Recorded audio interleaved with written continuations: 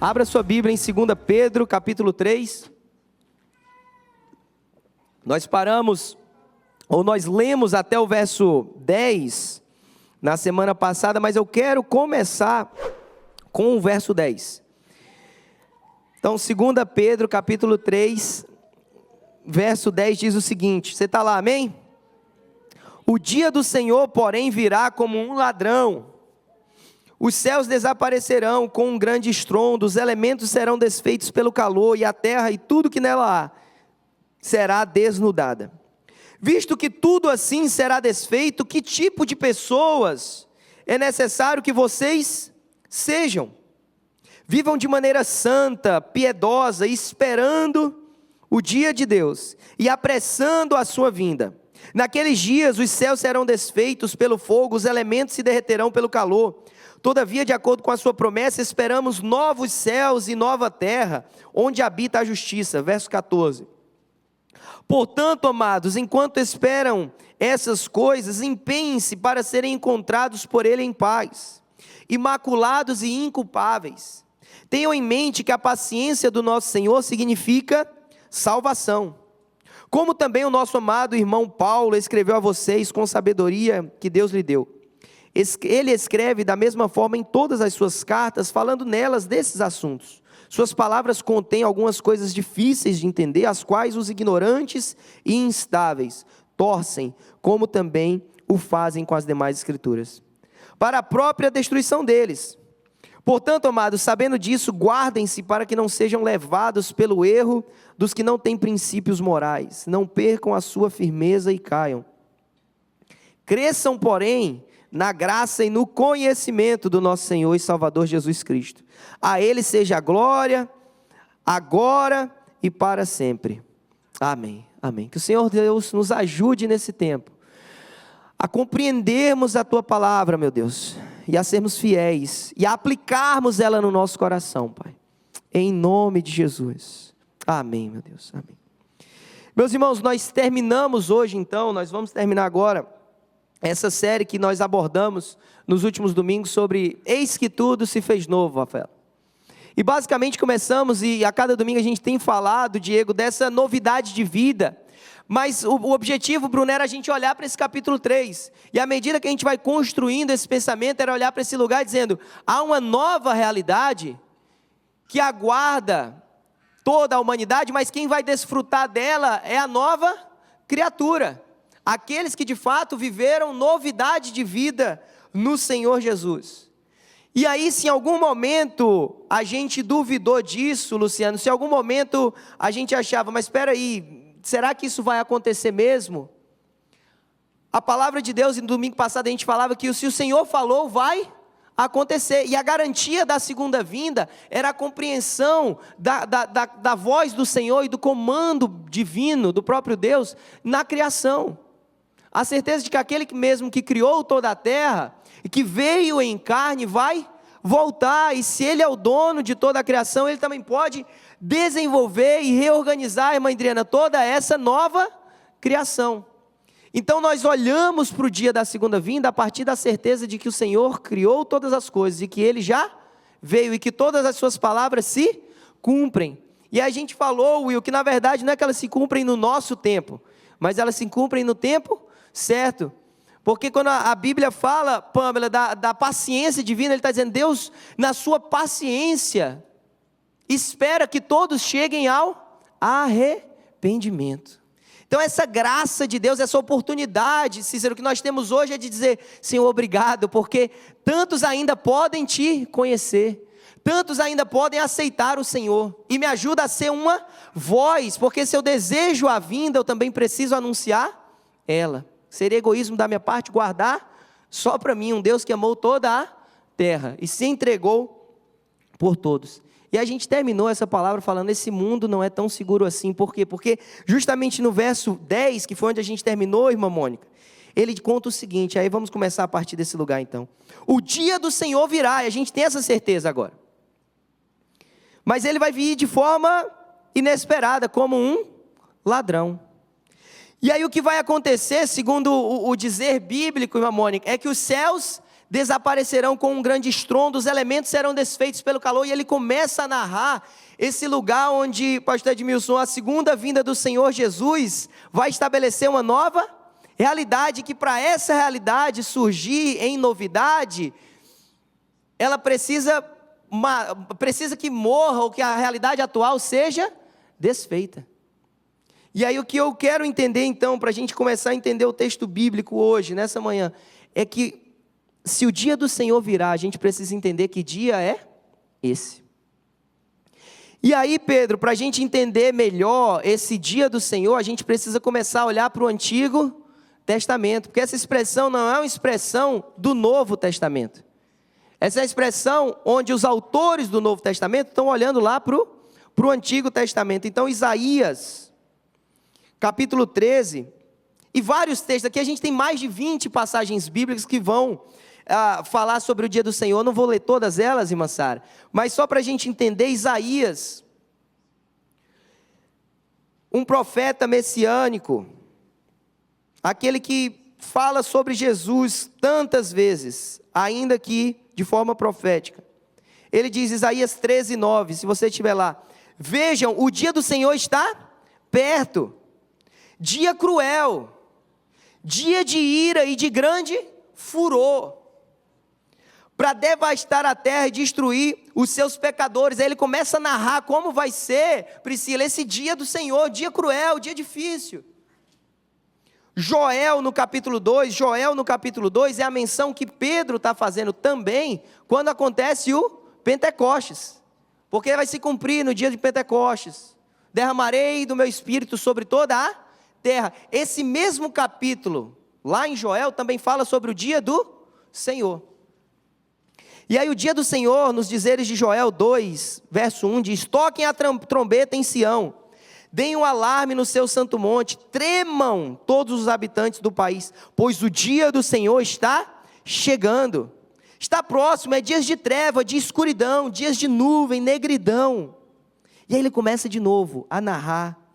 Verso 31 vai dizer: o sol se tornará em trevas, a lua em sangue, antes que venha o grande e temível dia do Senhor. E todo aquele que invocar o nome do Senhor será salvo. Minha última referência no Antigo Testamento, Sofonias. E aí, se você não conseguir achar, eu te perdoo. Sofonias 1,14. Vai dizer: o grande dia do Senhor está próximo e logo vem. Ouçam, o dia do Senhor será amargo, até os guerreiros gritarão. Vanessa, no Antigo Testamento, quando a gente lê a respeito desse dia do Senhor, que Pedro está usando essa mesma terminologia lá no Novo Testamento, nos parece algo assustador, algo temível mesmo. Meu Deus, Lailana, vai ficar tudo desajustado, o sol se convertendo em escuridão, os guerreiros vão ter medo, os mais valentes do povo vão temer esse dia. Porque na imagem do Antigo Testamento, na imagem do povo de Israel, que vivia, Luciano, um pouco daquele ciclo que a gente estava falando, de desobediência, de viver cativo, de padecer, porque não tinham obedecido o Senhor, então a mão do Senhor vinha sobre eles. É nesse momento que a mão do Senhor está pesando, eles estão imaginando, mas um dia a gente vai ser liberto desse lugar. E esse lugar de libertação, esse dia de libertação é o dia do Senhor. Um dia onde os inimigos vão sofrer, um dia onde essa realidade aqui nós vamos ser libertos plenamente. Por isso que no Novo Testamento, ainda depois de Jesus Cristo, irmã Deise, os apóstolos ou os discípulos estavam perguntando o que? Senhor, é agora que o Senhor vai libertar o reino de Israel? Atos 1,6, se eu não estiver errando a referência. Por quê? Porque eles tinham a imagem de que essa libertação, o Messias prometido, ia livrar eles da opressão dos inimigos, e esse ia ser o dia terrível do Senhor, um dia que o Senhor ia exercer juízo contra os inimigos do povo de Deus, e aí libertar então o povo de Deus. Tá ok aqui para todo mundo? Aí, Ricardo, olhando para esse lugar, para esse dia do Senhor temível, que o Senhor Jesus fala sobre a sua segunda vinda, e que todo discurso neotestamentário, ou seja, todos os autores no Novo Testamento, pegam essa ideia, veterotestamentária, se você quiser entender assim, Ricardo, ou seja, do Antigo Testamento, eles olham lá e dizem, é esse lugar. O dia do Senhor, a segunda vinda do Senhor, então, no Novo Testamento, equivale ao imaginário no Antigo Testamento do dia de libertação plena do povo de Israel. Está todo mundo comigo até agora? Mateus 24, isso é discurso do Senhor, ou sermão, Bruninho, do Senhor. Mateus 24, um sermão onde o Senhor está falando sobre os sinais do fim dos tempos, da sua vinda. E aí Mateus 24, verso 29, vai dizer, e logo depois da aflição daqueles dias, o sol escurecerá, a lua não dará a sua luz, as estrelas cairão do céu, e as potências do céu serão abaladas, então aparecerá no céu o sinal do Filho do Homem, e todas as tribos se lamentarão e verão o Filho do Homem, vindo sobre as nuvens com poder e glória. Se você está comigo no capítulo 24 de Mateus, vai para o verso 42. Portanto, vigiem, porque vocês não sabem o dia em que virá o seu Senhor. Mas entendam isso, se o dono da casa soubesse a hora da noite que o ladrão viria, ele ficaria de guarda. Assim vocês também precisam estar preparados, porque o Filho do Homem virá numa hora em que vocês não esperam. Você vê que o Senhor Jesus está falando desse dia temível, dessa mudança da realidade, do sol, das estrelas, e dizendo assim vai ser a volta do Filho do Homem, expressão para o próprio Cristo. E Paulo, quando ele está escrevendo aos Tessalonicenses, também falando sobre a vinda do Senhor, ele vai dizer que justamente o dia do Senhor virá como um ladrão. Então o que eu e você precisamos entender, meu irmão, para a gente começar a entender biblicamente esse texto, é olhar para que 2 Pedro capítulo 3, verso 10, está fazendo uma referência a um imaginário no Antigo Testamento, que agora o dia do Senhor é o dia da vinda ou da volta de Jesus Cristo. Vocês estão comigo, irmãos? Bom dia, meus irmãos. Isso. Vamos, pastorzão, o senhor está comigo, eu sei. Isso, com força. Só o senhor, mas se o senhor vier, os outros vêm. É. Irmãos, traga sua Bíblia. Traga sua Bíblia. Porque se o telão não passar, vocês têm como procurar. E se eu estiver mentindo para vocês? E se tudo que eu li aqui não estiver na Bíblia? Quem pode provar que estava na Bíblia? A irmã Sara, a Bruna, a irmã... Ok. A do lado pode provar, né? Ai, Jesus. Irmãos, traga suas Bíblias. Traga suas Bíblias. Pode ser até do celular, eu não me importo não, mas tragam, em nome de Jesus. Então o que acontece? Verso 10, 2 Pedro capítulo 3, verso 10, os céus desaparecerão com um grande estrondo, os elementos serão desfeitos pelo calor, e a terra, tudo que nela há, será desnudada. Verso 11, visto que tudo será desfeito.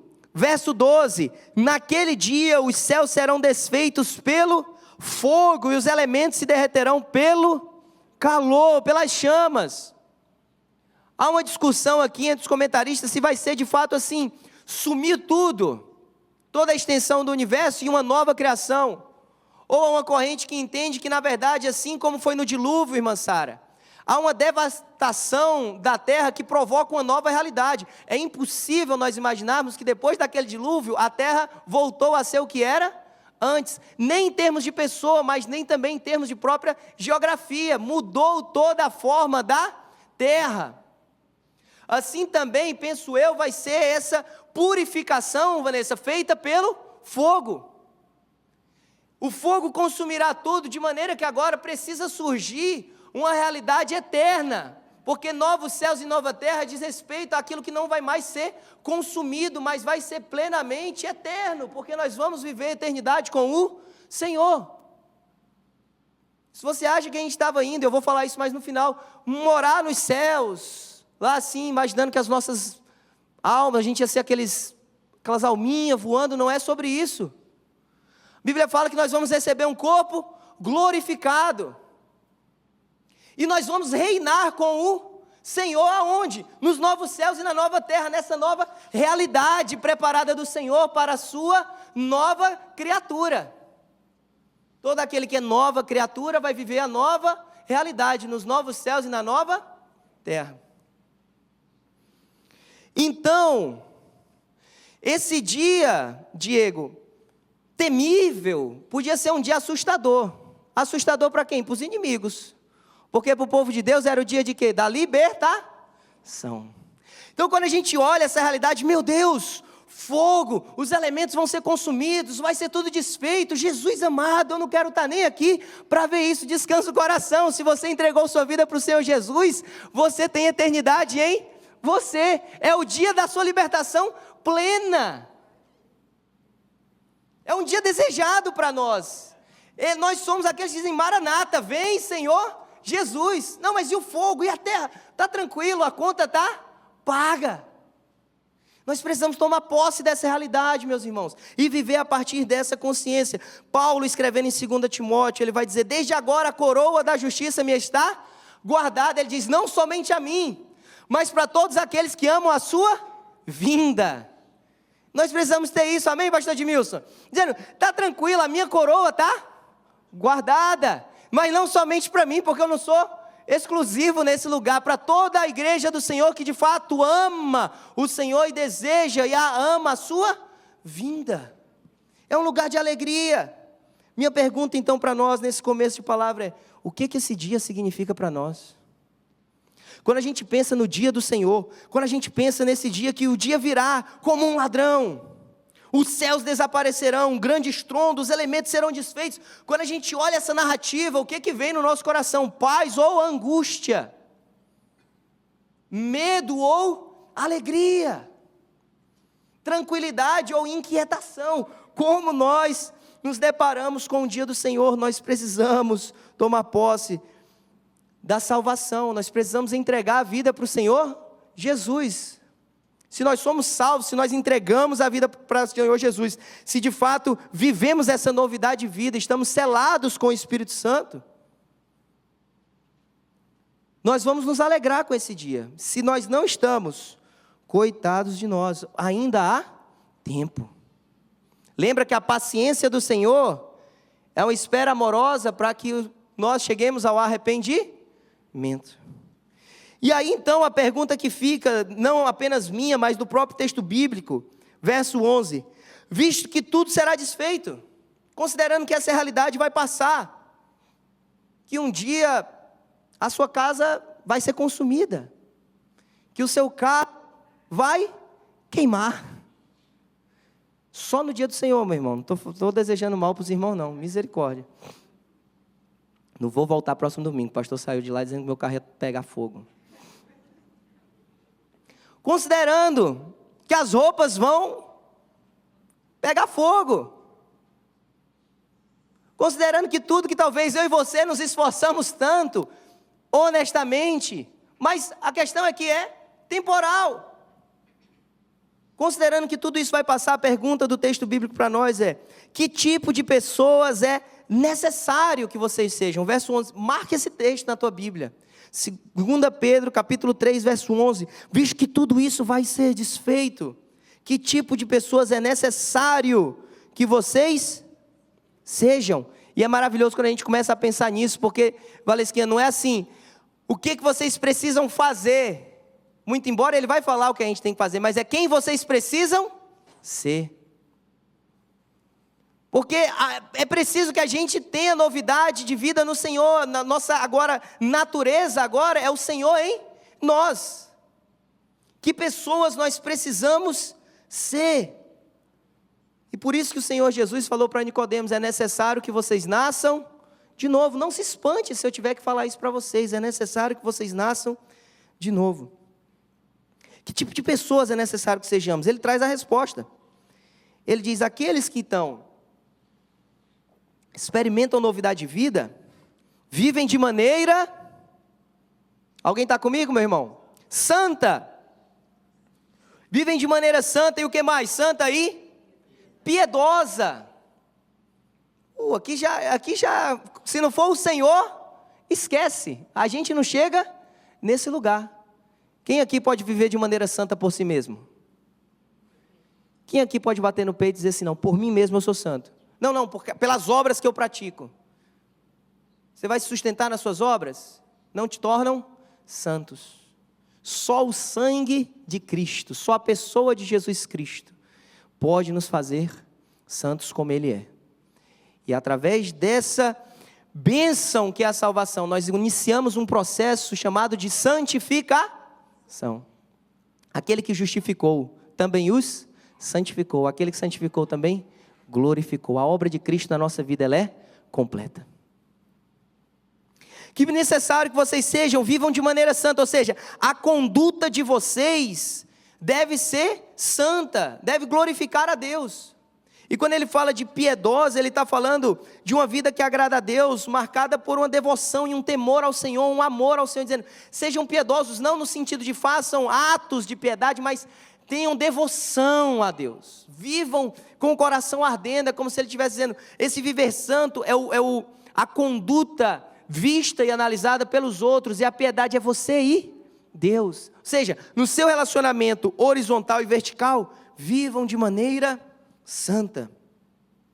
Verso 14 vai dizer, amados, enquanto vocês esperam essas coisas, empenhem-se para ser encontrados, como? Em paz. O que mais? Imaculados. O que mais? Inculpáveis. E é maravilhoso a gente pensar desse ser encontrado, porque literalmente se o dia vai vir como um ladrão, ele vai nos encontrar. Não é a gente que está, muito embora a gente está se preparando para esse lugar, esse dia vai nos encontrar de surpresa, não despreparados. Ser achado de surpresa não é ser achado despreparado. Eu posso muito bem chamar você aqui e dizer assim, irmão, dê uma palavra. Talvez você vai ser pego de surpresa, mas se você tiver no Senhor, você vai ter algo para compartilhar. Só que eu também posso te chamar de surpresa e você está despreparado. Ser achado de surpresa, o dia que vai vir como um ladrão, esse dia que vai nos encontrar, não precisa nos encontrar despreparados. Por isso que o comando bíblico e o meu desejo para nós é, sejam encontrados santos, sejam encontrados inculpáveis, sejam encontrados sem máculas. Olha o verso 17. Verso 17 diz, irmãos, sabendo disso, ou seja, sabendo que tudo isso vai acontecer, guardem-se para não serem levados pelos erros dos que não têm princípios morais, não percam a firmeza de vocês e não caiam. Há um convite do Senhor dizendo, moldem o viver de vocês. Irmãos, nós precisamos viver diferente, o cristão precisa ter um viver diferente. Como querer viver de forma igual ao mundo e esperar a eternidade com o Senhor é incompatível. Não dá para a gente querer o padrão de Deus depois da nossa morte. Por isso que o convite dele para nós é para a gente morrer agora. Negue-se a si mesmo. Você continua vivo nessa terra, mas agora morto para si. É o que o Paulo vai falar aos Gálatas. Não sou mais eu quem vive. Agora quem é que vive em mim? Cristo. Nós precisamos estar prontos. É desafiador. A gente vai falar da Páscoa agora, esse mês. Se a gente não entender o que o Senhor Jesus fez para nos salvar, nós não podemos esperar que esse dia do Senhor seja um dia agradável para nós, meus irmãos. Eu estou sendo honesto com os irmãos. Esse dia pode trazer muita alegria para o nosso coração. Porque se a gente tem o Senhor, se a gente está satisfeito no Senhor, verso 13, de acordo com a sua promessa, nós esperamos novos céus e nova terra. Verso 12, além da gente viver de maneira santa e piedosa, a gente está esperando o dia de Deus, o dia de Deus, o dia do Senhor, o dia da segunda vinda de Cristo. Todos são terminologias que se equiparam. Então nós estamos esperando, e a expressão, a ideia de esperar não é simplesmente dizer assim, como eu falei, está despreparado aqui, eu estou esperando aí, um dia vai chegar. Não, é desejar ardentemente. Pastor Edmilson, vou pegar o senhor, porque o senhor disse que ia ficar comigo aqui empolgado. Está esperando. Já pensou aquela expectativa que você tinha de repente, de encontrar a sua amada, ou depois de formar a família, e aí você estava lá assim, como eu estou esperando esse dia, ou você estava lá deitado na rede, tomando água de coco, e Deus que faça aí o que Ele tem que fazer, comendo um cuscuzinho. Não, porque você desejava ardentemente esse momento. O nosso coração, quando a gente está falando de espera, não é simplesmente, Rosana, eu vou ficar aqui sentado e Jesus vai voltar, fica tranquilo. Não, é esperar ardentemente. É quase o Hermes esperando que horas a Rosana vai voltar para casa, Jesus. Ardentemente, com o jantar pronto, com a roupa passada. Oh, glória. Irmãos, esse é o mundo ideal, tá? Fica tranquilo, eu usei você de exemplo, mas eu também não... Eu tenho que melhorar também, tá? Meus irmãos, Romanos 8, vem comigo, Romanos 8. Romanos 8, verso 18. Esse texto é maravilhoso. Romanos 8, 18. Você está comigo? Amém? Amém? Isso, está melhorando. Depois de meia hora de pregação que os irmãos acordam. Verso 18. Considero, pois, que os sofrimentos desse tempo presente não podem ser comparados com a glória que nos será revelada. Já é para a gente dar um glória a Deus. Porque o que a gente passa aqui, o perrengue que a gente passa aqui, nem se compara com o que está esperado para nós. A criação, olha isso agora. A criação faz o quê? Aguarda. Como que a criação aguarda? Com grande expectativa que os filhos de Deus sejam revelados, pois a criação foi submetida à inutilidade, não pela sua própria escolha, mas por causa da vontade daquele que a sujeitou, na esperança de que a própria criação será liberta da escravidão que conduz à decadência, para receber a mesma gloriosa liberdade dos filhos de Deus. Só para a gente entender isso, o pecado, Emerson, não apenas afetou a relação de Deus com o homem, mas mudou a própria questão da criação. Afinal, agora o homem ia ter que ralar com o fruto do seu suor para colher o fruto. Agora, a criação também, em razão do pecado, foi submetida à inutilidade. E agora ela aguarda, quase que da mesma forma como os filhos de Deus, com expectativa, irmão, dizendo quando é que a gente vai viver eternamente, se é que isso pode ser dito. Os irmãos entendem o que eu estou querendo falar. E aí os filhos de Deus estão nessa espera. Eu não tenho verso, mas pois sabemos, pois sabemos que toda a criação geme em conjunto, como se sofresse dores de parto até agora. Mas não somente isso, nós mesmos, que temos os primeiros frutos do Espírito, gememos interiormente, esperando ansiosamente a adoção como filhos, a redenção do nosso corpo. Olha isso, a criação está aguardando esse momento e nós temos que, com ardente expectativa também, enquanto esperamos o dia do Senhor, desejar ardentemente, quase que um clamor nosso: quando é que eu vou largar esse corpo aqui e viver num corpo glorificado? Né, Vanessa? O Mauro lá todo preocupado, levando o whey protein para a Índia. Andando de tuk-tuk, passando gel no cabelo para o tuk-tuk não assanhar ali. Irmãos, quando eu falo assanhar é ficar bagunçado o cabelo. Quem é do Nordeste entende, amém? Ainda bem, quando vem nordestino eu acho maravilhoso. Porque eu sempre tenho que falar isso, porque é uma expressão que pode soar estranho, né? Minha esposa estranhou logo no começo. Quando eu falava que minha mãe estava assanhada. Me respeita a tua mãe. Não, eu estou respeitando. É que o cabelo dela está bagunçado. Para o nordestino é isso, Dieguinho. Então, se algum dia falar que você está assanhado, talvez você só não penteou o cabelo. É, pior. Mas os irmãos me entendem no Nordeste.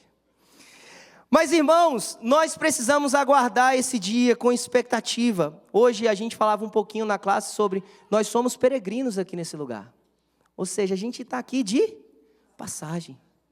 Quando a galeria em Hebreus 11, a gente falou isso na nossa classe, Hebreus 11, os heróis da fé. Vai falar de cada um desses homens. A Bíblia fala em Hebreus 11, 13, dizendo que eles esperavam uma pátria melhor, a pátria celestial. Ou seja, eles se moveram em fé e muitos deles não viram o cumprimento da promessa, mas eles tinham no coração a eternidade. Abraão, ele começa esse movimento de, através da vida dele, as nações serem abençoadas. Mas chegou nem perto de ver Israel formado, a terra prometida. Só que a própria palavra fala que ele viu o dia do Senhor, quando ele está no monte com o filho da promessa. Então nós temos que esperar esse dia, desejar esse dia. Mas não apenas esperar, desejando, mas verso 12 continua dizendo, apressando a sua vinda. 2 Pedro 3, 12. Esperando o dia de Deus e apressando a sua vinda. Agora pensa comigo, como é que nós, seres humanos, vamos apressar Deus. A pergunta que talvez fique é: como é que a gente vai fazer isso? Podemos nós, irmã Lete, apressar Deus?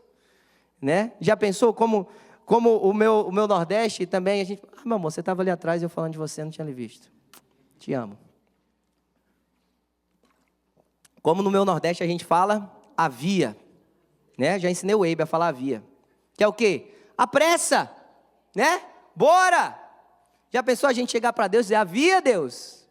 Como é que a gente pode fazer isso? A gente não pode antecipar, porque Deus ele tem um tempo perfeito para todas as coisas. Só que a gente pode viver biblicamente o que Deus espera que a gente viva para que esse dia se torne real.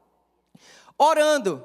Qual a oração que o Senhor Jesus ensina para os seus discípulos? Venha o teu reino. Esse deve ser o clamor nosso, daqueles que esperam o dia do Senhor e apressam a sua vinda. Senhor, venha o teu reino. Eu desejo o teu reino. Quantos de nós temos colocado essa frase na nossa oração? Senhor, venha o teu reino.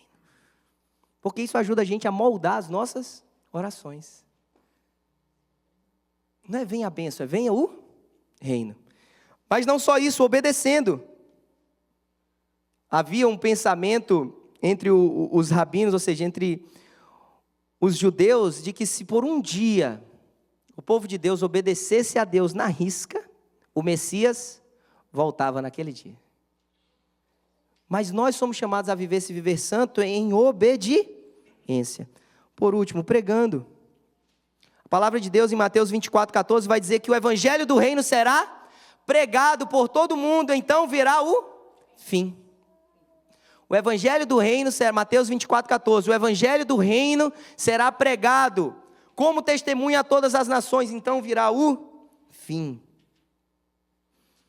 Por último, verso 18 de 2 Pedro 3. Cresçam, porém, na graça e no conhecimento do nosso Senhor e Salvador Jesus Cristo. A Ele seja a glória, agora e para sempre. Amém. Meu irmão, nós precisamos crescer, nós precisamos maturar. Nós precisamos viver santificação, nós precisamos crescer no Senhor. Viver de uma forma crescente, no conhecimento da palavra, mas também de forma espiritual. Minha pergunta então é: que tipo de pessoas é necessário que sejamos? Estamos nós nos preparando desse jeito?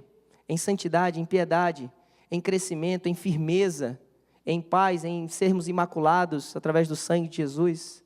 Como nós temos nos preparados, não é porque esse dia vai vir como um ladrão que nós precisamos estar despreparados. Como você, que agora tem plena consciência da vinda do dia do Senhor e o que esse dia significa, como você tem se preparado? Como o Senhor vai te achar nesse dia? Como você vai ser achado pelo Senhor? Verso 13. Todavia, de acordo com a sua promessa, esperamos o quê? Novos céus e nova terra, onde habita a justiça. Porque se a minha explicação tivesse acabado até o tópico anterior, o que a gente ia entender? Que tudo isso aqui vai se acabar, mas para esse dia a gente precisa viver de uma forma santa, uma forma que agrade ao Senhor. Mas e aí? Então acabou naquele dia, a gente viveu bem, agradou o Senhor, o dia do Senhor acabou tudo? Não, a gente precisa entender que na verdade a nossa vida plena começa após esse dia. Na realidade de novos céus e nova terra. E a gente precisa entender. Nós esperamos de acordo com a promessa. As palavras de Deus se cumprem. Esperamos o que? Novo céu e nova terra, onde habita a justiça. Logo, o que não é justo não habita a eternidade com o Senhor. Por isso que nós precisamos entender a justificação. O pagamento em Jesus Cristo dos nossos pecados está consumado. Foi o que o Senhor bradou naquela cruz, dizendo: eu paguei o preço por você. Agora você pode aceitar ou não. Como desejar viver essa realidade sem entregar a vida para o Senhor Jesus? A ideia aqui do novos céus e nova terra, Ricardo, a expressão aqui no grego é a mesma ideia de nova vida, nova aliança. A Bíblia usa essa expressão kainos, que é basicamente uma nova natureza. Novos céus e nova terra, ele está dizendo: olha, não é simplesmente algo repaginado, não. É algo que na sua natureza era diferente do anterior, diferente do precedente, diferente do antigo. Alguns comentários vão dizer sem precedentes. Não é uma melhoria do estado atual, é uma nova coisa. Novidade de vida não é a melhoria da vida antiga, é algo novo. A nova aliança não é a melhoria da aliança antiga, é uma nova realidade. As expressões no Novo Testamento são as mesmas para nova criatura, nova aliança, novos céus e nova terra. É uma nova natureza. Pastor, como vai ser isso? A forma mais que a gente pode chegar mais perto de compreender essa realidade, irmã Mônica, está em Apocalipse, capítulo 21 e 22. E a gente encerra a partir dessa leitura. Porque nós vamos reinar com o Senhor, em nome de Jesus, amém? Apocalipse 21. Só existem 4 capítulos na Bíblia, né, João, Lucas? Que a Bíblia menciona uma realidade sem pecado. Gênesis 1, Gênesis 2, antes da queda, que acontece em Gênesis 3, Apocalipse 21 e Apocalipse 22. O resto da Bíblia toda tem pecado. Afetando a humanidade, é isso que eu quero dizer. E aí o capítulo 21, vem comigo a partir do verso 1. Isso aqui é uma grande explicação, talvez desse uma pregação só sobre novos céus e nova terra, mas eu, cumprindo a proposta de partir de 2 Pedro, eu trago essa explicação. Então vi novos céus e nova terra, Apocalipse 21, verso 1. Pois o primeiro céu e a primeira terra tinham passado e o mar já não existia. Vi a cidade santa, a nova Jerusalém, que descia dos céus, da parte de Deus, preparada como uma noiva adornada para o seu marido.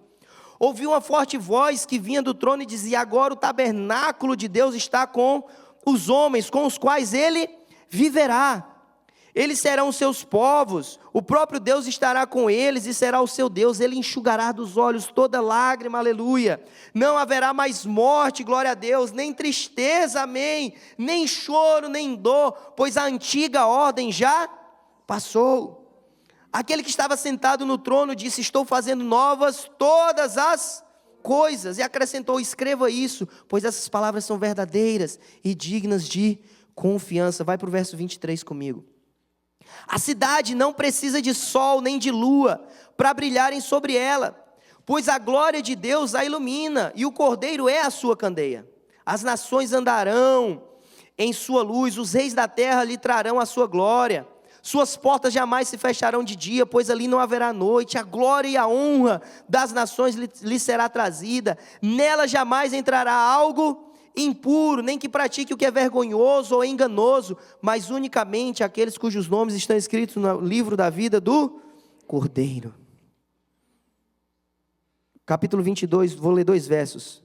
Então o anjo do Senhor me mostrou o rio de água viva, que claro como cristal fluía do trono de Deus e do Cordeiro.